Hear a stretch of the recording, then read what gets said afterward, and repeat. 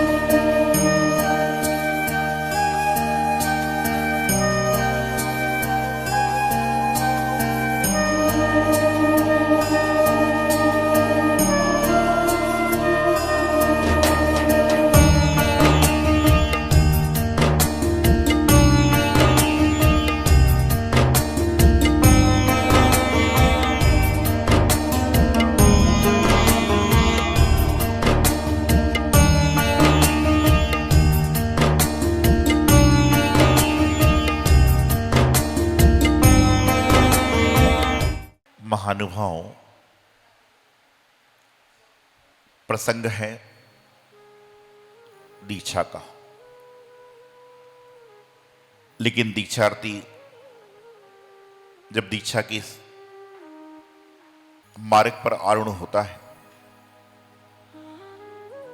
न जाने कितने कर्म ग्रस्त जीवन में परिवारजनों के साथ में किए, उसमें कुछ अच्छे कर्म भी होते हैं, कुछ गृहस्थी व्यापार करने के लिए ना चाहते हुए भी अशुभ कर्म इन इंसान के द्वारा हो जाते हैं।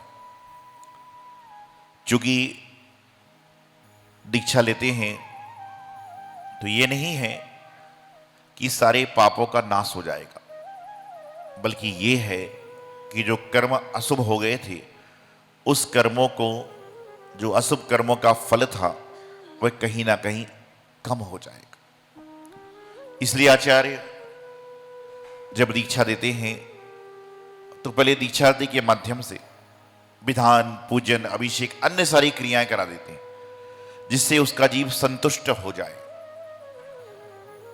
संतुष्टि की, संपन्नता की भावना आ जाए।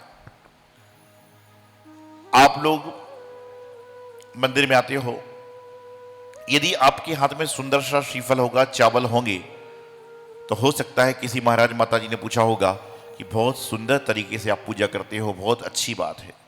लेकिन आप सुंदर से महंगे महंगे कपड़े पहनकर आओगे, महंगे महंगे सामान लेकर आओ, तो मैं नहीं समझता हूं कि आज तक किसी साधु ने आपसे पूछा होगा इतने सुंदर कपड़े। पूछा किसी ने? नहीं पूछे। क्यों? कि उनको मतलब नहीं। इसलिए उस संतुष्टि को कराने के लिए दीक्षार्थी को विधान के माध्यम से, बिनोली के माध्यम से, पूजन आराधना के माध्यम से संतुष्ट कराया जाता है कि जीवन में आपकी प्रकृष्ट भावना बनी रहे, आपके जीवन में विधान करके तृप्त हो जाओ, कि आपको ये मन में ना रहे कि लोग कितने अच्छे द्रव्य से पूजन विधान कर रहे हैं, हम कर ही नहीं पाए। क्योंकि गुरुदेव कहते थे, एक बार संग में हम लोग थे, बालावस्था में दीक्षा हो गई, तो पंडित जी आते हैं, साधु महाराज बोलते हैं कि जीवन में सौधर्मेंद्र बनो, लोकांतिक बनो, कुबेर बनो, यज्ञनायक बनो, तो आपके जीवन का कर्म क्षय होगा, आपको अच्छी गति की प्राप्ति होगी। उस संग में लगभग बहुत पुरानी बात है, 23-24 साल पुरानी बात होगी।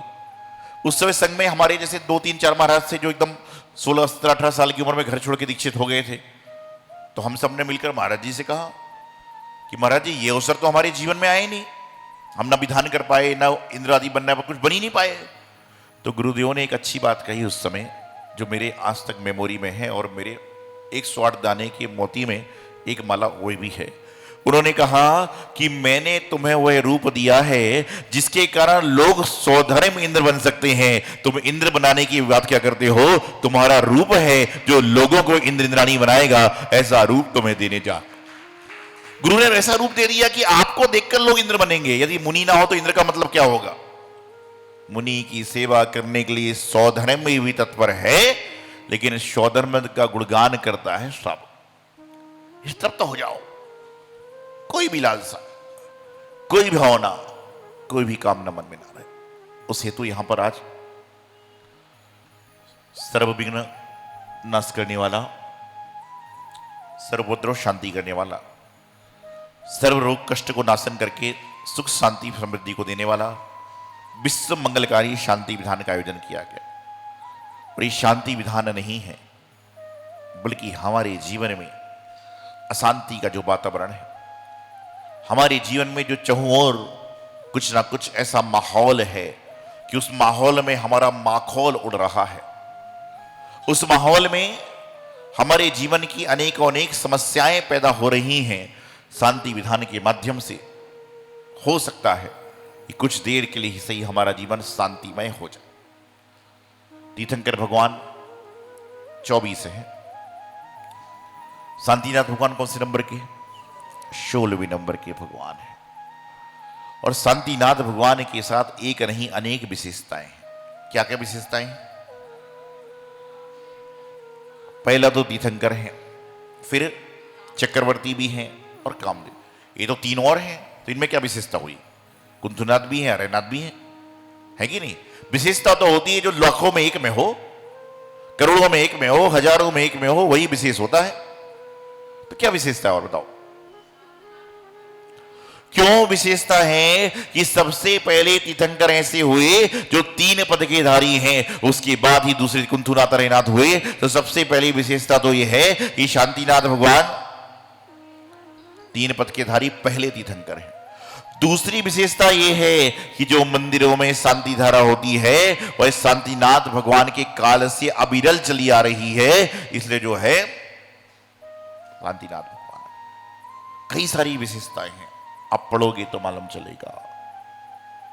शांति विधान आप कर रहे हो, लेकिन क्या शांति जीवन में आ पाई?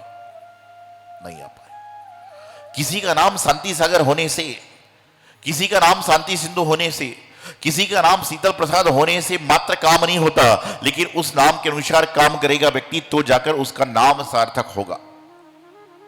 एक बार एक बाबा जी आए, उनसे किसी ने पूछा कि आपका नाम क्या है? बोले शीतल प्रसाद। क्या कहा? शीतल प्रसाद। थोड़ी देर बाद फिर किसी ने पूछा कि आपका नाम क्या है? उन्होंने कहा शीतल प्रसाद। फिर थोड़ी देर बाद उनसे फिर पूछा कि आपका नाम क्या है? बोले 2 बार तो बता चुका हूं, मालूम नहीं, शीतल प्रसाद। थोड़ी देर बाद फिर बोला आपका नाम क्या है?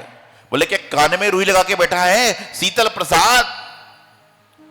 थोड़ी देर बाद फिर पूछा कि आपका नाम क्या है? बोले तुझे समझ में नहीं आता, मेरा नाम शीतल प्रसाद है।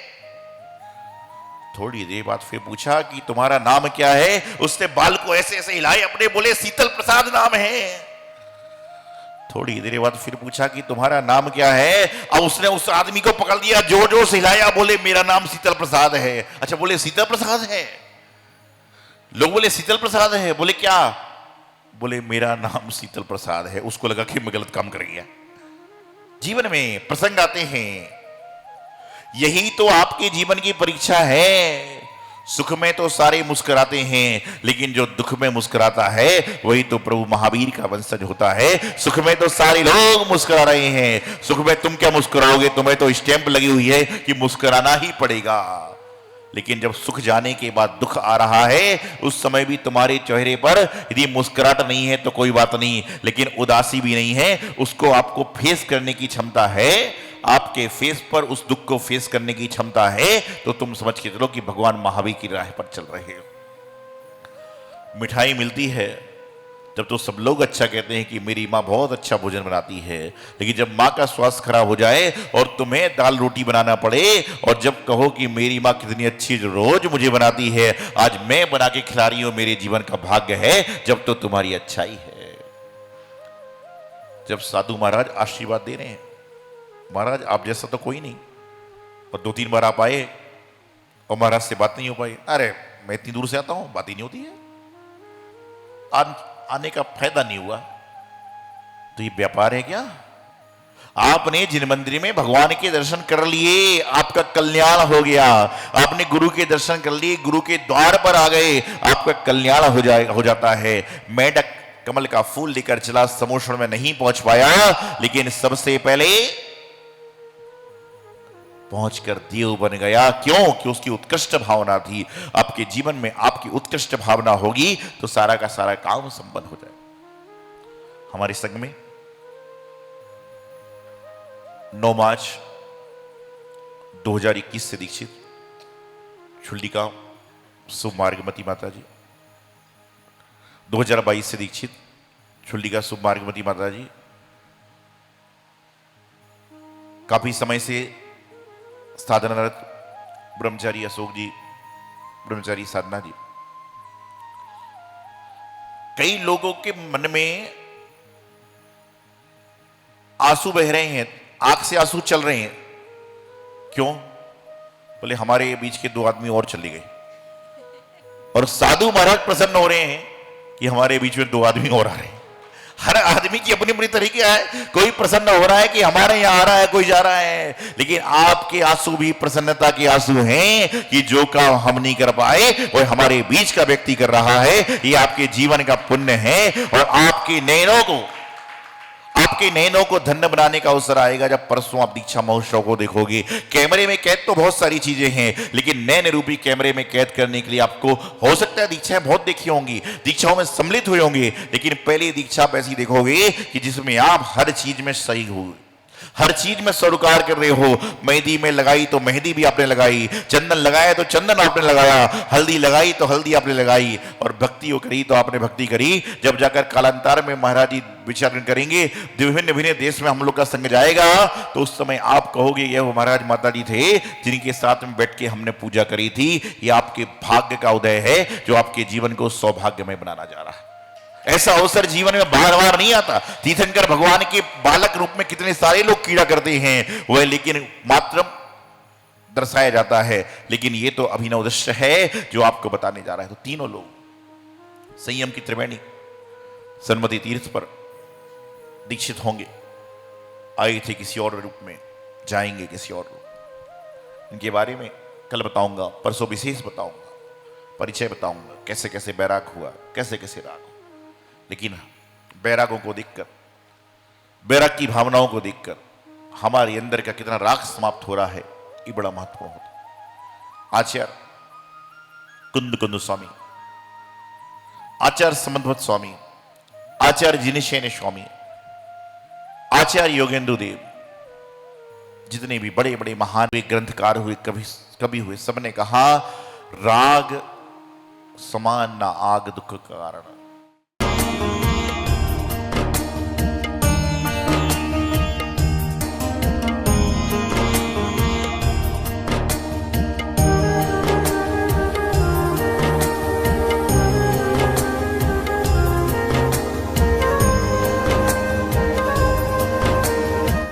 इस कार्यक्रम के प्रसारण सहयोगी थे श्री दिगंबर जैन बड़ा मंदिर B73B सेक्टर 27, नोएडा, उत्तर प्रदेश। संरक्षक श्री महावीर जैन, संरक्षक डॉक्टर SP जैन, संरक्षक श्री राकेश जैन, अध्यक्ष श्री पवन कुमार जैन, उपाध्यक्ष श्री निर्मल कुमार जैन, सचिव श्री अजय जैन, कोषाध्यक्ष श्री सुभाष चंद्र जैन, महासचिव श्री चंद्र प्रकाश जैन, प्रबंधक श्री सुबोध कुमार जैन, सदस्य श्री संदीप जैन, सदस्य श्री प्रमोद जैन, सदस्य श्री दिनेश जैन, सदस्य श्री राजीव जैन, सदस्य श्री MP जैन।